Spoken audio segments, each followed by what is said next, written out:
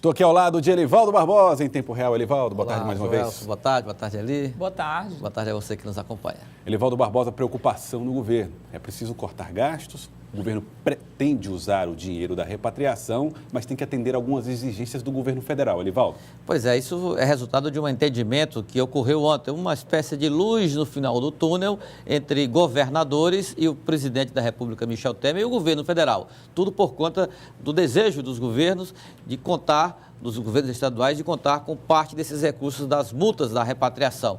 Agora, parece que vai pegar um pouco em relação à adesão exigida pelo governo para que os estados possam seguir o que determina a PEC dos gastos públicos. Então vamos acompanhar com Elivaldo Barbosa em tempo real. O recuo do governo federal significa mais 5 bilhões de reais para os estados.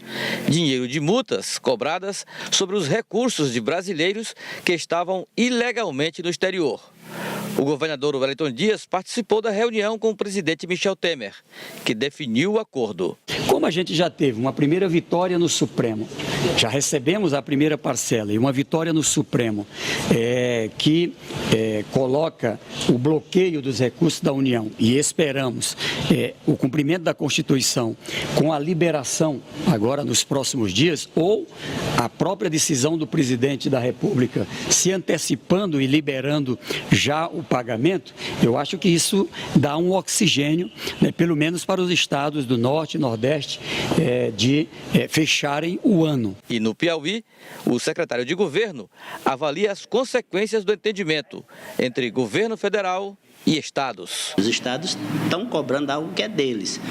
O direito de, além de participar do imposto, também receber a parte referente às multas sobre o valor do recurso repatriado. Mas, do outro lado, há uma contrapartida que repercutirá nos estados. O governo federal cobra a adesão dos governadores à PEC 55, que limita gastos públicos, tramita no Senado Federal e o PT é contra. Não há discordância da nossa parte em relação à necessidade de controlar despesas.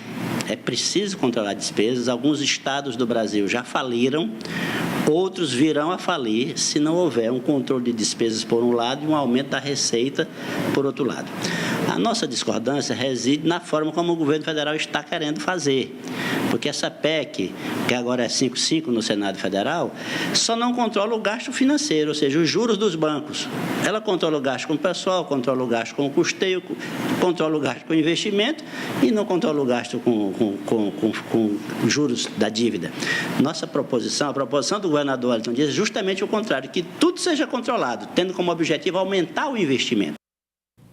Elivaldo, vamos ter que controlar gastos, o governo vai fazer. Isso aí é o consenso. É o consenso. Agora, aceitar a PEC é que está sendo um problema. Mas isso vai acabar tendo que existir aí um termo comum para que não haja prejuízo em relação aos recursos e que também não ocorra dificuldade para que os estados fiquem amarrados para investir em ações fundamentais, básicas, por exemplo. Porque perder o recurso, o Piauí não vai perder. Não tem como perder, né? Tem como abrir mão. Não tem como abrir mão, né? Agora, essa exigência federal, essa contrapartida exigida pelo governo federal, é que precisa ser ajustado direitinho para que não haja prejuízo. Mas a contenção de gastos, o aperto financeiro, esse eu imagino que vai ser inevitável, não tem como.